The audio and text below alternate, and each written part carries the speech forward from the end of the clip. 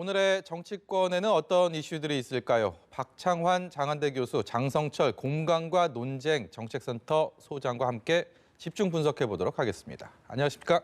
안녕하세요. 정치 뉴스를 알기 쉽게 숫자로 풀어본 숫자로 읽는 1번지. 오늘도 변함없이 박가영 앵커가 준비했는데요. 뉴스 1번지 문을 열어보겠습니다. 네, 숫자로 읽는 1번지 오늘의 숫자는 50입니다. 자유한국당 김영호 공천관리위원장이 이번 총선에서 텃밭인 대구, 경북, TK 지역 의원을 50% 이상 교체하겠다고 밝혔습니다. 김영호 위원장은 TK 현역 의원들의 목을 치려니 잠도 오지 않지만 국민의 기대에 부응하는 게 정치인의 숙명이라고 말했는데요. 과연 그 다짐이 현실화할지, 한국당이 대대적인 물갈이 공천을 순조롭게 진행할 수 있을지 주목됩니다.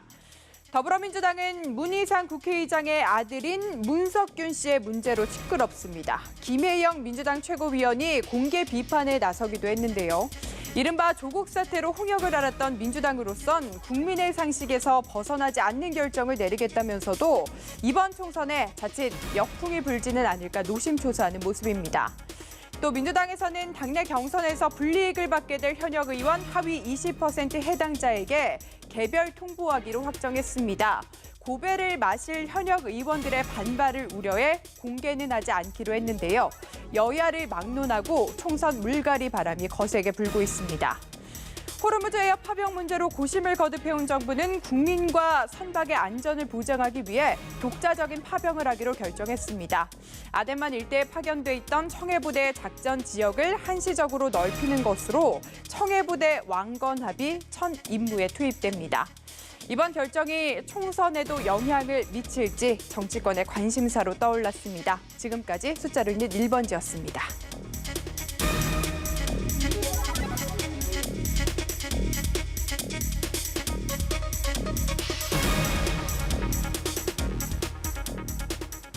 네, 숫자로 읽는 1번지 마지막에 있었던 호르무즈 해협에 정부가 파병을 하기로 결정을 했다라는 소식으로 문을 열어보도록 하겠습니다. 오늘 오전에 이 호르무즈 해협 파병에 대한 정부 결정이 나왔습니다. 일단은 아덴만 지역 작전 지역에 청해부대가 원래 세적 소탕을 목적으로 주둔하고 있었는데 여기서 작전 지역을 좀 더 넓히는, 그러니까 구체적으로 오만만이랑 아라비아만까지 넓히는 쪽으로 결정을 했는데, 일단은 관계국인 미국은 환영과 기대를 하고 있다. 그리고 이란 역시도 이해한다. 정부의 결정이 고심 끝에 나왔지만 일단 현재까지는 이 결정이 그렇게 나쁘지는 않다라는 판단이 들긴 합니다. 두 분께서는 어떤 생각하셨습니까? 네, 저는 고심의 흔적이 묻어났다라고 생각을 합니다. 그리고 결과적으로 어쨌든 한 축인 이란에서 이해한다라는 반응까지 끌어냈다면 네. 뭐 선방했다 이렇게밖에 얘기할 수 없을 것 같아요. 사실 우리 입장에서 보면 중동이라고 하는 지역이 원유의 주된 도입선입니다. 네. 그리고 대중동 무역의 규모도 만만치가 않죠. 이런 중동을 적으로 돌릴 경우에 뭐 테러에 대한 위협은 뭐 둘째치더라도 경제적 또 이 외교적 압박도 커질 수밖에 없습니다. 예. 또 한편으로 그렇다고 미국을 갖다가 외면하기도 힘든 상황입니다. 그렇죠. 뭐 북핵 문제는 둘째치고 지금 뭐 주둔비 분담금 문제 엄청난 금액을 우리에게 요구하고 있는데 예. 이걸 통해서 좀 완화할 수 있는 여지도 있고요. 또 대북 공조를 둘러싸고 파열음이 좀 있는데 이런 부분들도 어느 정도 좀 숨을 돌릴 수 있는 그런 기회가 되기 때문에 정부로서는 이제 가급적이면 파병을 미루고 안 하면 좋겠지만 어쩔 수 없는 선택을 할 수밖에 없는 상황에서 연락관만 2명이 이제 파견한다는 거 아닙니까? 예. 그리고 새로운 부대를 파견하는 게 아니고 기존에 있던 청해 부대를 사실은 이름만 걸쳐놓은 거예요. 네. 그러니까 이름만 걸쳐놓은 거기 때문에 정부가 고심 끝에 내린 결정이다. 뭐 이렇게 봐야 될 것 같습니다. 장 소장님께서는 어떤 견해 갖고 계십니까? 전 잘한 결정이다라고 말씀드리고 싶어요. 제가 평상시에 이 청와대와 정부의 그 잘잘못을 상당히 비판하는 쪽이었는데 네. 이 부분만큼은 정말 잘한 결정이다라고 얘기하고 싶고, 왜냐하면 명분과 실리 두 가지 다 잘 결정한 것이다라는 생각이 들어요. 예. 명분은 어쨌든 우리 국민의 생명과 안전을 보호한다는 겁니다. 중동 지역에는 2만 5천 명의 우리 교민이 살고 있고요. 예. 연 900회의 우리 선박들이 호르무즈 해협을 통해서 원유를 수입하고 있습니다. 네. 그런 것들에 우리 국민의 재산과 안전 이거 지킨다는 건 상당히 중요한 문제 아니겠습니까? 이러한 명분을 갖고 국익을 지켰다라는 것은 미국과의 우호 관계를 좀 더 확실하게 할 수 있지 않았느냐. 예. 미국이 지속적으로 요구하지 않았습니까? 물론 미국 주도하에 호위 연합이라는 그런 체제는 들어가지는 않지만 일본도 여기에 파병을 하지 않습니까? 예.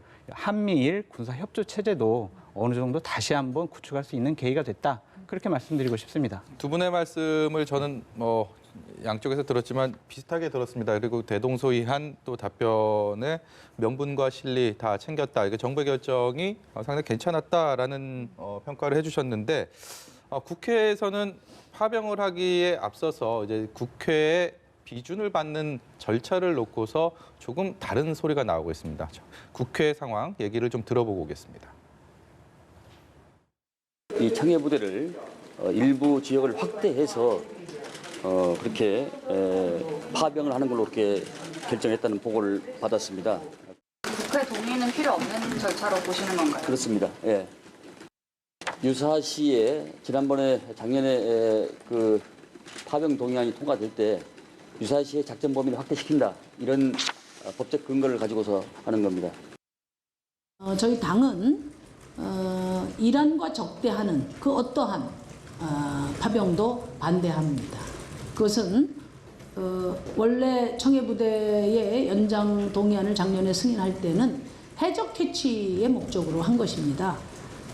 그런데 이번에 만약에 지금 말씀하신 것처럼 청해부대를 호르무즈 해협으로 배치해서 지금 파병하는 취지로 배치한다면은 그것은 이란과 적대하는 것이 되기 때문에 저희는 동의하기가 어렵고요. 또 그것은 파병 목적이 변경되는 것이기 때문에 국회에서 반드시 동의 절차가 있어야 된다. 그 말씀을 드립니다.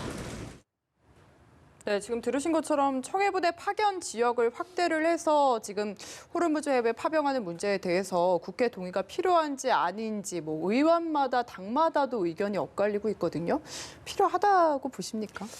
일단은 이 참여 자체가 우리가 원해서 간 파병이 아닙니다.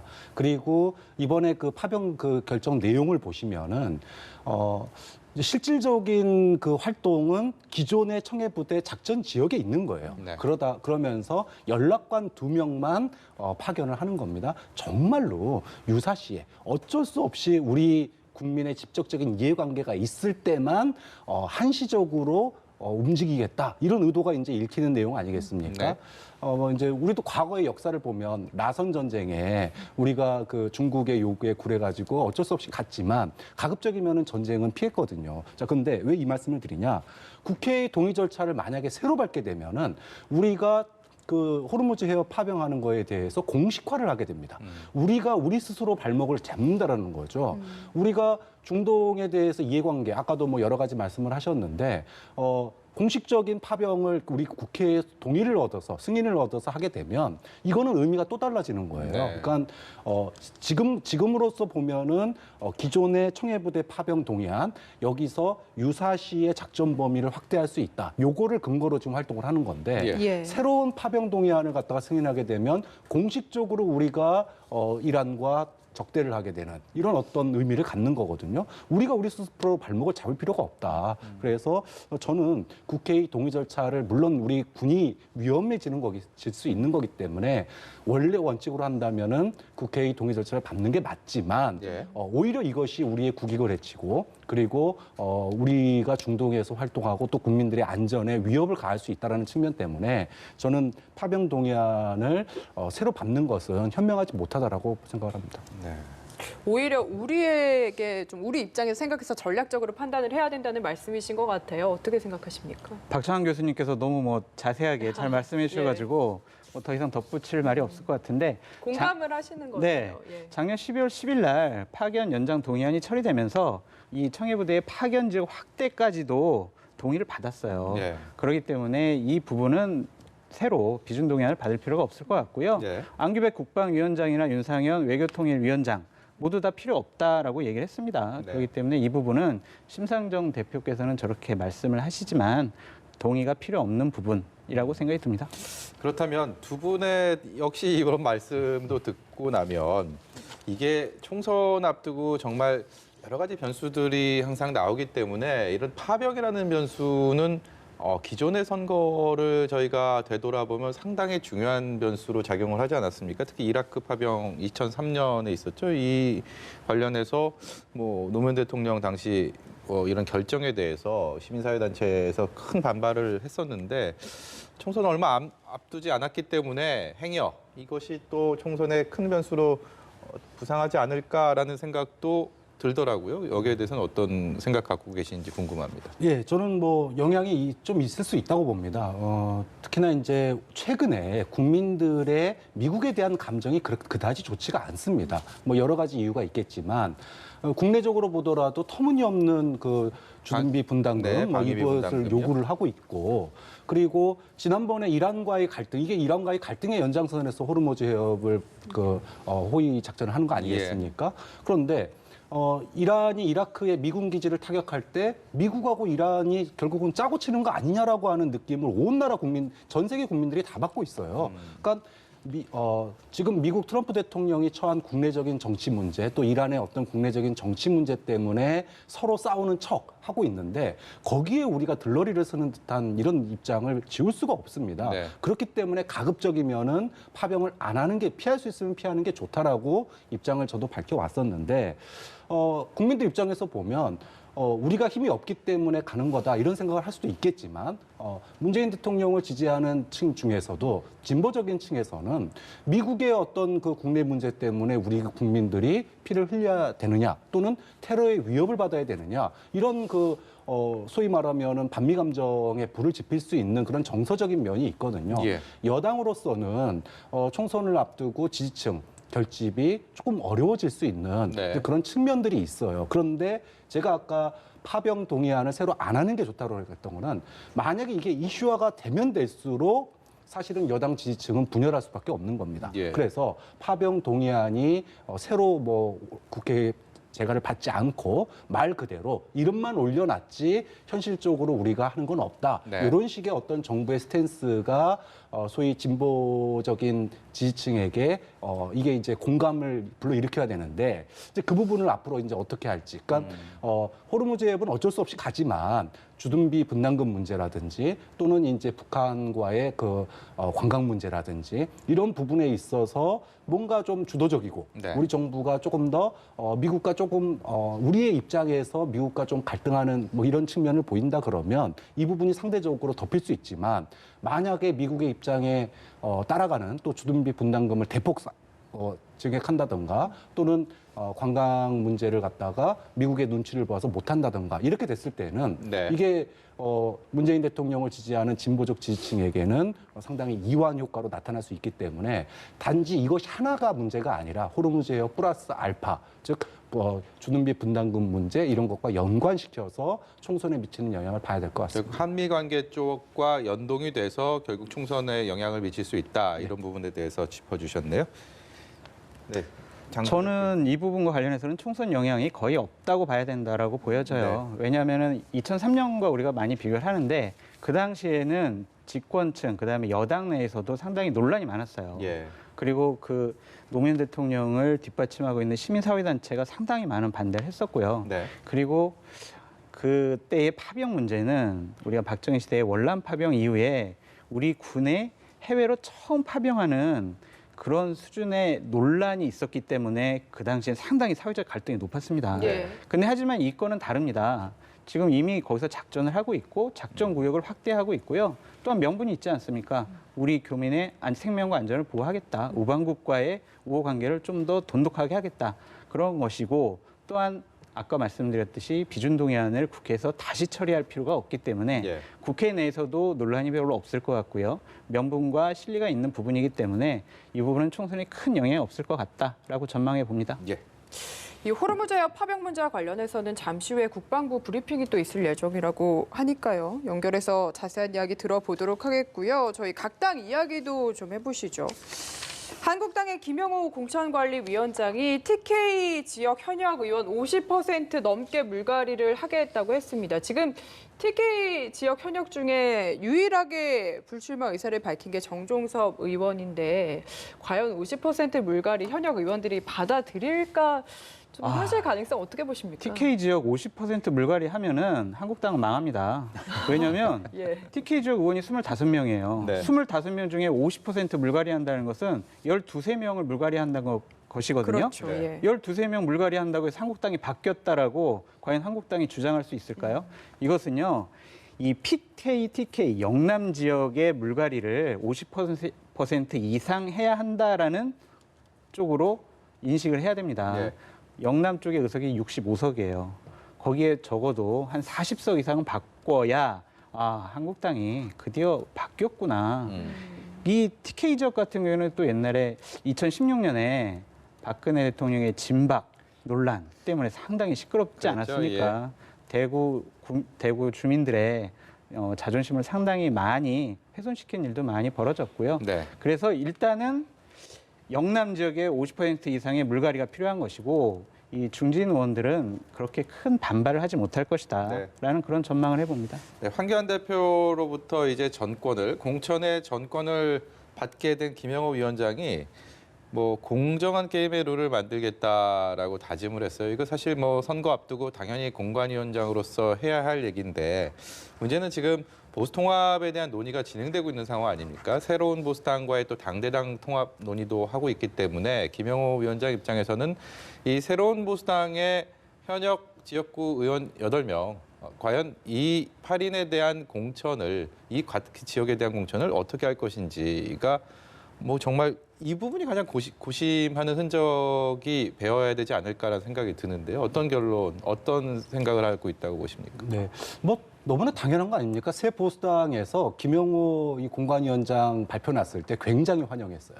그 이유는 일방적인 어떤 그 공천이 이루어지지는 않을 거다 이런 기대감이 있었던 거죠. 네. 근데 아니나 다를까 김영호 위원장이 지금 TK 지역에 50% 아까 물갈이 얘기를 했고 그 다음에 이 통합 대상자가 있는 지역 이 지역은 조금 공천을 뒤로 미루겠다라는 뉘앙스의 이야기를 지금 하고 있거든요. 네.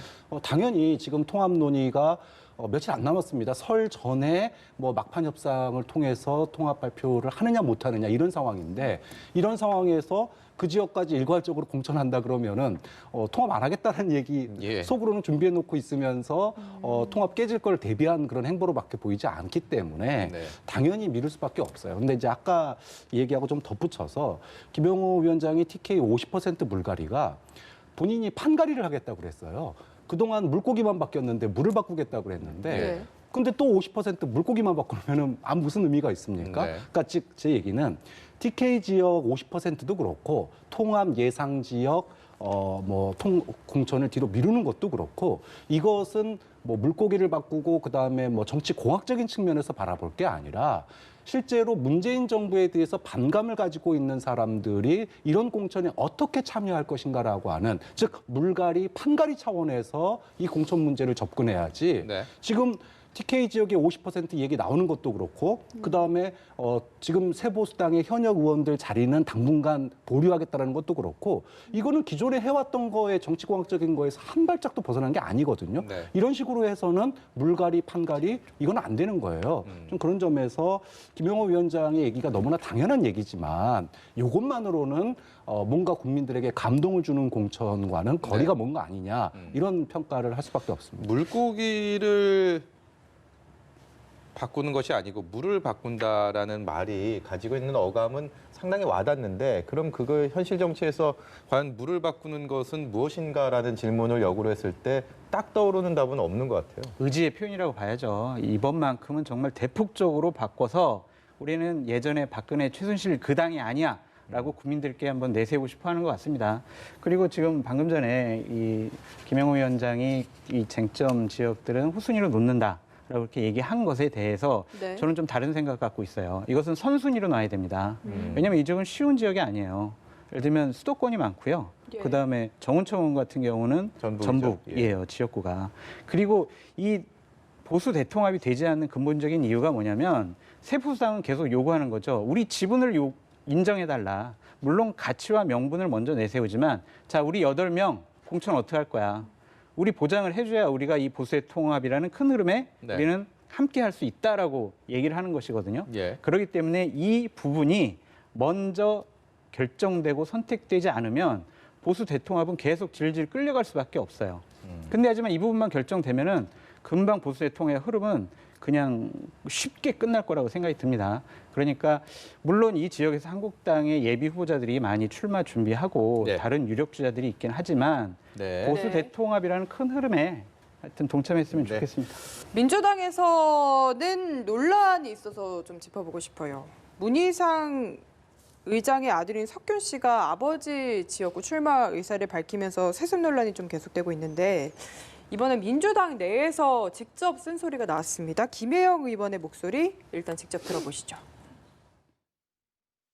부모가 국회의원이나 지역위원장으로 있는 지역에서 그 자녀가 부모의 지역 조직을 그대로 물려받는다고 할 경우 사실상 당내의 다른 인물이 경쟁하기 어려운 것이 현실이고요. 사실 이 사안은 이 지역구 한석을 넘어서 전체 선거 판세에 영향을 미칠 수도 있는 그런 사안일 수 있습니다.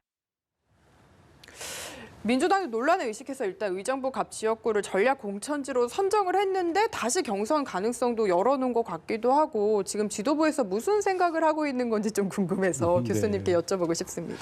사실 민주당이 지금 이제 영입 경쟁에서는 한 발 앞섰어요. 네. 굉장히 좋은 평가를 받는 것 같습니다. 그런데 지금 이제 걸림돌이 하나 이제 나왔는데 이게 이제 그 문희상 의장의 아들 석균 씨의 지역구 이제 출마 문제예요.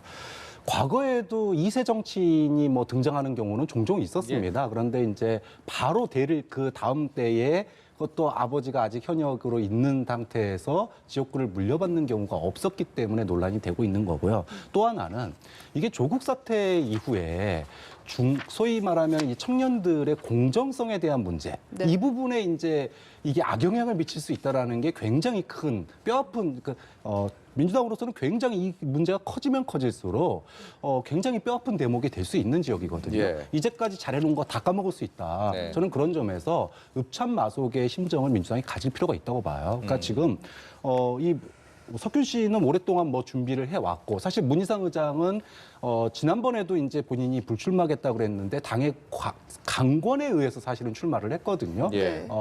아마 이걸 예상을 했을 겁니다. 그래서 지난번 총선에도 불출마하겠다고 이미 선언을 했다가 어쩔 수 없이 출마를 한 지역인데 어찌 됐든지 간에 아들이 오랜 시간 준비를 했든 안 했든 석균 씨가 만약에 이 지역에 경선에 참여하게 되면 후보로 공천받을 가능성이 매우 높습니다. 자, 그렇게 됐을 때 또다시 조국 사태에서 불거졌던 이 공정의 문제가 또다시 떠오를 수밖에 없어요. 예. 당연히 공정의 문제가 떠오르게 되면 가장 영향을 받는 거는 청년층하고 중도층입니다. 네. 총선에서 이제까지 그 중도층과 청년층 마음 돌리기 위해서 민주당이 그토록 공을 들여서 영입을 했는데 이 의정부 지역 하나 가지고 또다시 이게 판이 뒤집어질 수 있는 거거든요. 좀 그런 점에서 민주당이 굉장히 고심할 거고 그 고심이 국민들의 상식에 벗어나지 않을 거다라고 얘기했듯이 저는 민주당이 좀 고심한 그 결과가 민심에서 벗어나기는 쉽지 않을 거다라고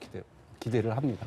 저는 이 지역에서 문석균 씨를 그 전략공천을 통해서 컷오프 시키느냐 아니면 경선을 하느냐 이것은요 민주당이 이 총선을 바라보는 하나의 큰 원칙과 맞닥뜨려 있다고 봐요. 그러니까 이번 선거가 만만하다.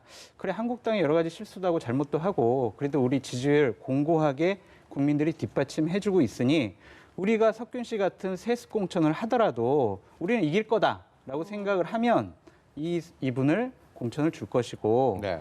아 그래 우리 이런 것들이 자꾸 쌓이다 보면 우리 선거 판세 어려워질 것 같아. 그러니까 이 부분만큼 우리 확실히 정리하고 가자라고 하게 되면 컷오프로 전략 공천을 할 것 같아요. 네.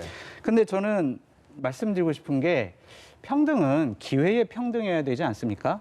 이분은 다른 예비 후보자들하고는 출발 선상이 다르잖아요. 예. 이것은 이 정부가 계속 얘기해온 공정, 평등 예. 이런 존재 가치와는 상당히 상반된 여러 가지 행태입니다. 예. 저는 문석규 씨한테도 상당히 유감인 게 나는 정말 아빠 차스 안 쓸 거예요 라고 얘기하면서 출판기념회의 책의 제목은 그 집 그 아들이에요. 그 집 아들. 예. 네, 나는 문희상 국회의장님 아들이다. 이걸 강조한 거죠. 이것이 어떻게 아빠 찬스를 안 쓴 겁니까? 이것은 옳지 못하고요. 민주당이 문석균 씨를 공천을 하면 한국당은 선거 전략상 상당히 좋습니다. 근데 한편으로는 생각이 드는 게 어쨌든 일률적으로 아버지가 그 지역구 국회의원이라고 해서 그 아들은 무조건 그 지역구에서 국회의원에 출마해서는 안 된다라는 걸 적용하는 거는 오히려 역차별일 수도 있다라는 의견도 일각에서는 있는 것 같습니다. 그런 이런, 역차별이라고 예. 주장하는 사람들의 논리죠. 네. 아까도 말씀드렸지만 출발선상이 다르잖아요. 100m 달리기 하면 같이 100m 앞에서 출발해야지. 이분은 50m 앞에서 출발하는데 그것을 어떻게 역차별을 안 줍니까? 그것은 차별을 안 주는 것이 그것이 바로 또 역차별이다. 전 그렇게 말씀드리고 싶습니다. 연말에 그 패스트트랙 전국 그 연초까지도 이어지긴 했지만 문희상 의장의 어떤 패스트트랙 전국에서 국회의장으로서의 역할을 보면서 한국당에서는 이런 피켓을 들고 굉장히 항의를 하지 않았습니까? 거기에 이제 문석균 씨가 거론이 됐었는데 그 속내야 뭐 문 의장이 가장 잘 알겠지만 지금 뭐 일부에서는 문희상 의장을 민주당에서 이제 토사구팽하려고 한다라는 뭐 프레임까지 만들고 있습니다. 여기에 대해서는 어떤 생각 갖고 계십니까? 이제 지역에서 문석균 씨가 아마 오랫동안 준비를 했을 겁니다. 이 당장 뭐 최근에 결정한 사항은 아닐 거예요. 그러니까 오랫동안 준비해 왔는데 그 노력, 그러니까 문석균 씨 혼자 준비했겠습니까? 그 지역구 안에서 문희상 의장을 그동안 지지했던 분들, 네. 그분들이 옆에 붙어서 같이 했을 텐데 갑자기 이런 분위기로 인해 가지고 공천을 못 받게 된다 그러니까 그 지지자들 사이에서 당연히 불만이 나올 수밖에 없죠. 그런데 그 공당의 공천이라고 하는 것은 네. 나라를 어떻게 이끌 국회를 이끌 전략을 보여주는 거거든요. 네. 아까도 얘기했지만 뭐 소장님도 말씀하셨지만 공정 이 예. 부분에 대해서 문재인 정부나 또 그 문재인 정부를 비판하는 사람들이나 다 초미의 관심사였습니다. 지난 네. 연말까지. 그런데 석균 씨가 공천을 받게 되면 이 문제가 불거질 수밖에 없는 거예요. 네. 그렇게 되면 전체 지금까지 굉장히 노력했던 민주당의 그런 영입이라든지 또는 공천, 시스템 공천이라고 하는 게 무너질 수 있거든요. 네. 좀 그런 점에서 아까 제가 읍참마속을 얘기한 거고 네. 좀 민주당이 저는 결단 내려야 될 상황이라고 제가 봅니다. 하나만 비유해서 한 가지만 짧게 설명드릴게요. 우리가 재벌을 많이 비판하지 않습니까? 2세, 3세 많이 비판하죠. 예. 우리 아들은 외국에서 공부도 하고 우리 경영 수업도 잘 받았어. 그래서 내 회사를 물려받는 건 아무런 상관이 없어라고 재벌 회장들도 얘기하지 않습니까? 근데 우리의 입장에서는 아니 저런 좋은 기업을 정말 전문 경영인과 더 훌륭한 유능한 사람들이 가서 할 수 있도록 경영을 할 수 있도록 그 길을 열어줘야 되는 것이 아니냐 그런 비판을 많이 하지 않습니까? 문석균 씨가 많이 오래 준비하고 훌륭한 사람이더라도 그러한 역차별에 대한 지적이 나오면 예. 당연히 그 부분은 감내해야 되는 게 바로 문희상 국회의장님의 예. 그게 하나의 도리라고 생각이 듭니다. 두 분 의견이 충분히 제가 이해가 되는데 그래도 민주당 입장에서 하나만 더 질문을 드리자면은 어쨌든 문석균 씨는 공정이라는 입장에서 배제를 하더라도 의정부 갑이 민주당 입장에서 굉장히 어려운 지역구로 알고 있거든요. 그렇다면은 누구를 낼 것이냐? 문희상 국회의원도 아니고 그러면은 그 다음에 민주당 입장에서 굉장히 이기기 어려운 지역구로 알고 있거든요. 고민이 상당히 많이 될 것 같은데 좀 어떻게 그렇게 하더라도 포기를 하더라도 다른 거를 취해야 한다고 보시는지 좀 궁금합니다. 제가 이제 아까 지난 총선 때도 문희상 의장이 사실상 불출마를 결심했었다라고 말씀드렸잖아요. 그 당시에 이 지역에 나오려고 준비했던 분들이 굉장히 많습니다. 그리고 어차피 이번이 마지막이라는 거를 다 알고 있었기 때문에 네. 지금 문석규 씨 말고도 예를 들어 문 의장의 그 보좌관, 오래된 보좌관 출신이라든지 이런 분들이 준비하고 있는 분들이 많이 있어요. 네. 그래서 설사 어려워서 안 되는 지역이라 하더라도 전체를 위해서 저는 그 민주당이 결단해야 된다고 봅니다. 네. 예.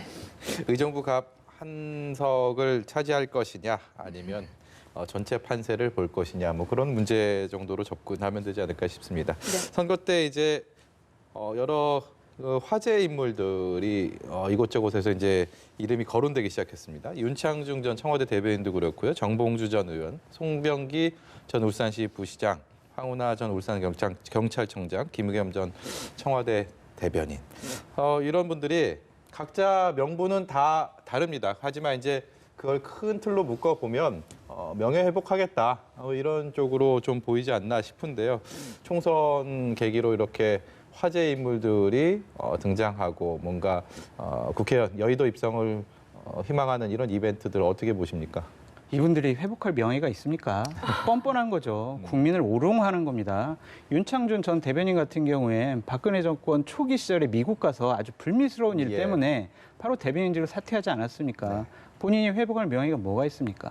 송병기 씨, 황운하 씨, 청와대에서 울산시장과 관련된 하명 수사를 지시한 우리 황운하 청장, 예. 그리고 송철호 울산시장의 측근으로서 여러 가지 음모성 여러 가지 일들을 했던 송병기 씨, 이분들은요 출마하는 게 아니라 검찰 수사를 제대로 잘 받아야죠. 네. 그것이 국민에 대한 도리라고 보고요. 이분들이 만약 뭐 공천을 받는다 그럴 일은 없겠지만 공천을 이분들을 해주게 되면 그 당은 심각한 타격을 받을 거다. 좀 그렇게 말씀드리고 싶습니다. 그럼 이렇게 여쭤보겠습니다. 임종석 전 비서실장이요. 그러니까 지난 11월에 이제 불출마 입장을 밝힌 뒤에 오늘 첫 공식 행보로 당의 정강정책 방송 연설의 첫 번째 연사로 나선다. 이걸 두고 정치 정계 복귀에 대한 본인의 신호탄이냐, 총선 출마에 대한 가능성까지도 거론되고 있는 상황입니다. 이건 어떻게 보십니까?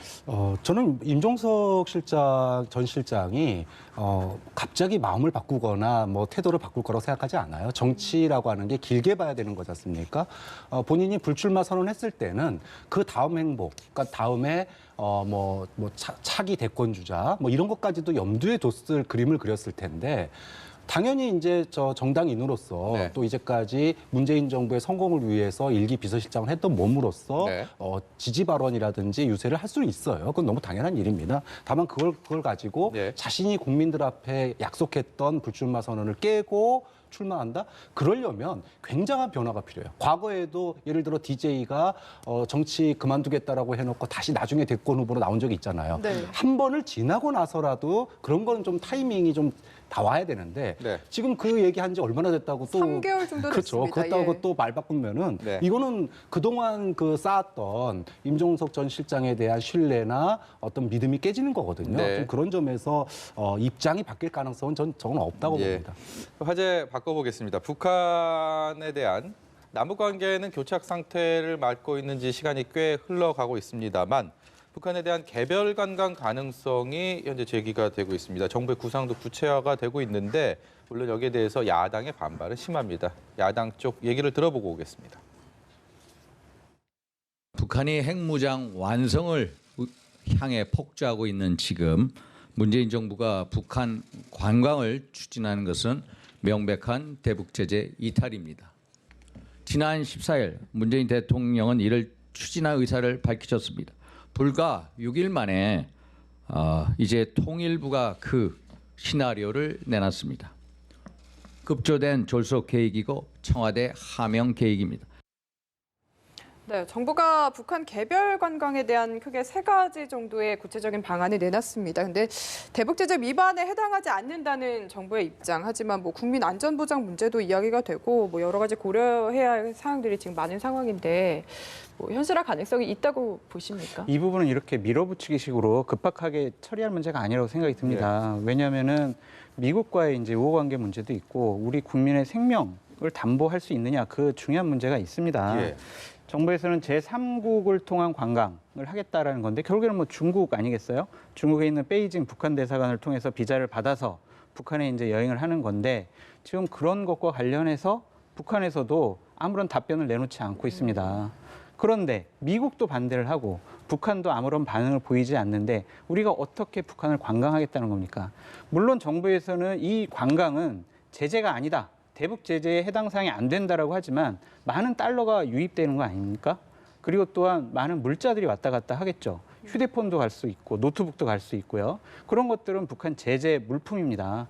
그런 것들에 대해서 우리 정부가 어떻게 미국을 설득할 수가 있는지 그 부분은 이것은 밀어붙이기가 아니라 협의를 통해서 결정해야 될 문제다. 자칫 잘못하면 북한 관광 문제를 총선에 이용하려는 것이 아니냐. 그런 것은 대북 제재와 비핵화를 더 어렵게 만들 뿐이다. 이런 비판을 받을 수 있을 것 같습니다. 네, 일단은 그 관광이 시행이 된다 하더라도 그 전에 안전에 대한 보장이 있어야 되지 않습니까? 우리에게는 예전에 아픈 기억이 있기 때문에 금강산에서요. 거기에 대한 것들이 아직 풀리지 않은 상황에서 과연 이 매듭을 어떻게 풀지가 선결 과제가 돼야 될 텐데요. 네, 맞습니다. 박광자 씨 사건이 있죠. 그래서 당연히 정부가 관광을 추진할 때 사실 과거에도 신변안전 보장을 받고 갔음에도 그런 일이 있었거든요. 그러니까 재발 방지 약속 이건 당연히 선행돼야 될 조건이죠. 근데 저는 이제 타이밍의 문제고 왜 관광이냐라고 하는 부분이 좀 중요하다고 봐요. 그러니까 일단 타이밍이라고 하는 부분은 뭐냐면 지금 사실은 북한에서 ICBM, 그러니까 인공위성 발사를 핑계로 되겠지만 네. ICBM 발사를 갖다가 연말이나 연초에 하겠다라고 하는 걸 공공연하게 지금 이야기를 하고 있습니다. 자, 그런 상황에서 미국에서는 며칠 전에 항공모함이 인도태평양으로 출격을 했어요. 언제든지 북한이 ICBM 발사하면 항공모함이 우리나라 동해나 서해로 진입을 하게 됩니다. 그러면 한반도에 또다시 전쟁의 위협이 굉장히 커질 수밖에 없는 상황이에요. 네. 근데 그 시한이 불과 한두 달밖에 남지 않았다라고 많은 전문가들이 보고 있습니다. 자, 그런 상황에서 우리가 미국이 선을 그어놨어요. 북한과 이거 하지 말라고. 유엔 제재 그리고 미국의 독자 제재로는 선을 그었습니다. 우리가 그 선 바깥을 넘어서 가지고 뭔가를 하는 거는 굉장히 어렵습니다. 네. 미국과 공동 보조를 취해야 되니까요. 예. 자, 그러면 미국이 그어놓은 선 안에서 우리가 북한과 어떻게 됐든지 간에 이 한두 달 내에 북한을 대화의 테이블로 다시 끌어내야 돼요. 그러려면 지금 할 수 있는 게 별로 없다라는 겁니다. 즉, 지금 이벤트가 따로 있는 게 없잖아요. 그런 측면에서 산림 문제라든지 관광 문제 이런 것만 지금 제재의 범위에서 벗어나 있으니까 이거를 연결고리로 해서 어떻게든 북한과의 대화의 통로를 다시 만들고 대화의 디딤돌을 만드는 그런 기회로서 저는 이 관광이 굉장히 그러니까 시기적으로 지금 정부가 서두를 수밖에 없는 맥락이 있는 거다. 그리고 지금 야당이나 이런 데서도 지금 미국하고 보조를 취해야지 한국이 마음대로 하면 되냐 이렇게 이제 비판을 하시는데 저는 미국과의 보조도 중요하지만 한반도에서 전쟁을 막는 게 우리한테는 가장 큰 정부의 역할이라고 보거든요. 국민의 안전을 책임진다는 면에서. 그래서 오히려 야당이나 보수적인 언론에서 비판을 할 때 관광을 추진하는 게 문제가 아니라 아까 말씀하셨던 것처럼 북한과 대화의 틀을 만드는 건 굉장히 중요합니다. 그 네. 부분에 대해서는 인정을 하고 다만 신변 안전 보장 문제 그다음에 승인의 요건 예를 들면 아까 노트북, 휴대폰 이런 물품들 어떻게 할 거냐 당연히 가기 전에 노트북이나 이런 물품들 검사해가지고 그런 물건들 못 가게 해야죠. 네. 즉 제재의 선을 넘지 않으면서 그리고 주변국 즉 미국과 커다란 충돌을 안 하면서도 대화의 모멘텀을 만들어낼 수 있는 이걸 찾는 게 정치 아니겠습니까? 좀 그런 점에서 이번에 그 개별 관광 추진은 굉장히 우리에게 타이밍적으로 지금 정부가 해야 되는데 굉장히 섬세하게 접근할 필요가 있다고 봅니다. 개별 관광이 현실화됐을 때 북한을 대화의 테이블로 끌어올 수 있는 동력이 될 수 있을 거라 보시는 건가요? 그러니까 지금 현재는 이제 그게 뭐가 됐든지 간에 아까도 얘기했지만 ICBM 발사가 이제 얼마 안 남은 상황이란 말이에요. 네. 그런 상황에서 지금 미국과 북한의 실무 협상이 사실상 지금 깨진 상황 아니겠습니까? 예. 어떻게든 그 실무 협상을 다시 살려야 되는데 특별한 길이 없다라는 거죠. 그렇게 되면은 어떠한 선이 됐든지 그게 산림이 됐든 관광이 됐든 북한 측과 접촉을 해가지고 그런 실무 협상을 다시 살려낼 수 있는 모멘텀을 저는 만들 필요가 있다고 봅니다. 말씀드릴 시간이 있나요, 좀? 예, 그럼요.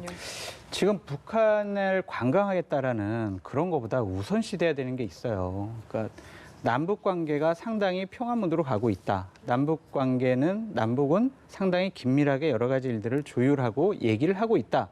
이런 것을 국민들에게 먼저 줘야 한다고 생각을 합니다. 하지만 북한은 계속 얘기하잖아요. 주제넘게 끼어들지 마라. 호들갑 떨지 마라. 바보 신세 되지 않으려면 자중해라. 자화자찬하지 말고 과대망상하지 마라. 맞을 짓 하지 마라. 이런 막말을 우리 대한민국과 대한민국 대통령한테 퍼붓고 있습니다.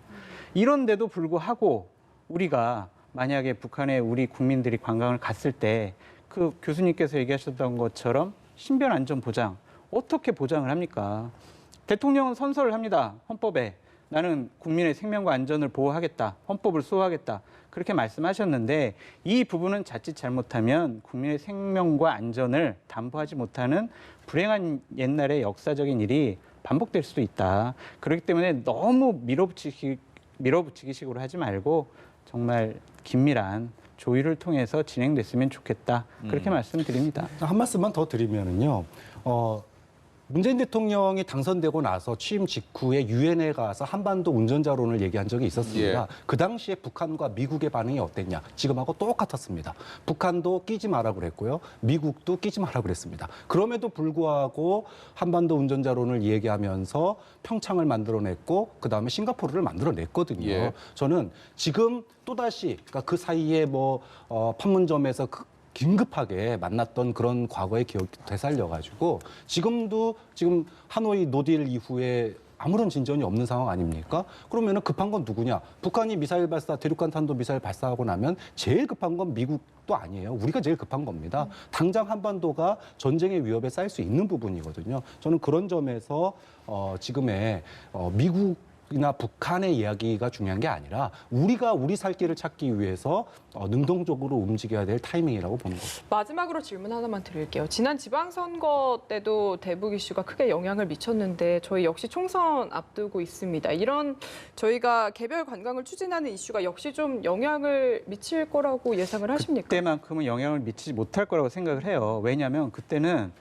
남북 정상회담, 트럼프와 예. 그다음에 김정은의 만남 이런 정상 간의 만남이었잖아요. 이례적인 그림이었죠. 네, 예. 그걸 보고 많은 사람들이 감동을 받은 거였거든요. 근데 하지만 그 결과 아무런 결과물을 내놓지 못하고 있습니다. 네. 2017년 5월 10일 대통령께서 취임 선서에서 남북 평화 무드를 계속 진행시키겠다라고 했는데 지금도 똑같은 말씀을 하고 계세요. 아무런 결과물을 내놓지 못하고 있습니다. 이것은 저는 정부의 무능이다.